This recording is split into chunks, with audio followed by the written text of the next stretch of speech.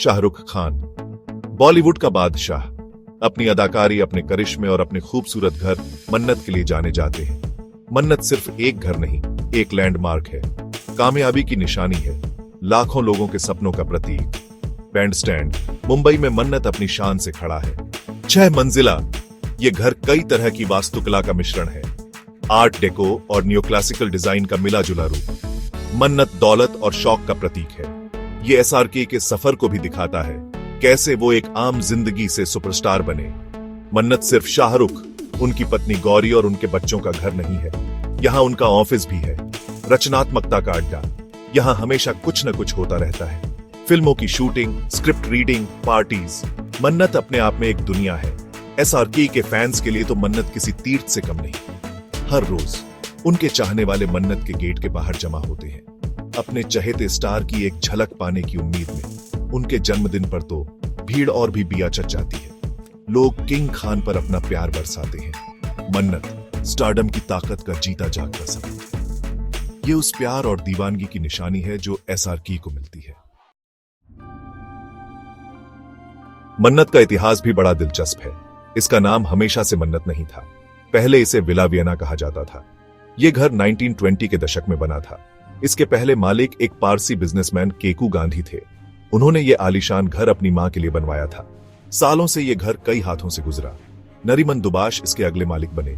इस घर ने समय के साथ बदलते मुंबई को देखा, बॉलीवुड का उदय देखा और आखिरकार इसकी किस्मत शाहरुख खान से जुड़ गई। शाहरुख इस घर की खूबसूरती पर फिदा हो गए। उन्होंने इसमें अपनी मन्नत देखी। साल 2001 में उन्होंने यह घर खरीदा, करीब 13 करोड़ 32 लाख की कीमत में। लेकिन एसआरके के लिए यह सिर्फ एक घर नहीं, एक सपने का पूरा होना था। इस घर का कायाकल्प हुआ। मशहूर इंटीरियर डिजाइनर गौरी खान ने इसकी कमान संभाली। उन्होंने विला वियना को मन्नत में बदल दिया। ये घर उनकी शख्सियत का आईना बन गया। उनके परिवार, कला और लग्जरी के प्यार को दर्शाता है। मन्नत का लोकेशन कमाल का है। मुंबई के सबसे पॉश इलाकों में से एक, बैंडस्टैंड पर। अरब सागर इसका पड़ोसी। समुद्र का किनारा इसकी खूबसूरती में 4 चांद लगा देता है। यहां से नजारा लाजवाब दिखता है।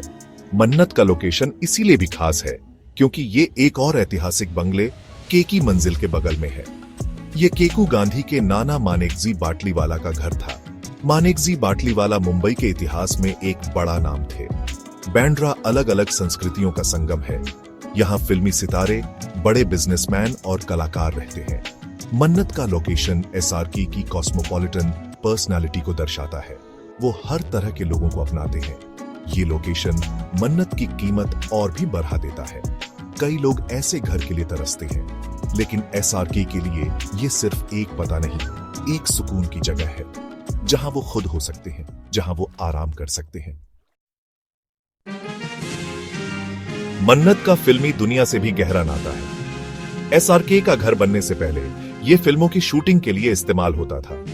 तेजाब और बॉम्बे जैसी फिल्मों की शूटिंग यहीं हुई थी। अब यह घर एसआरके की कहानी का हिस्सा बन गया है।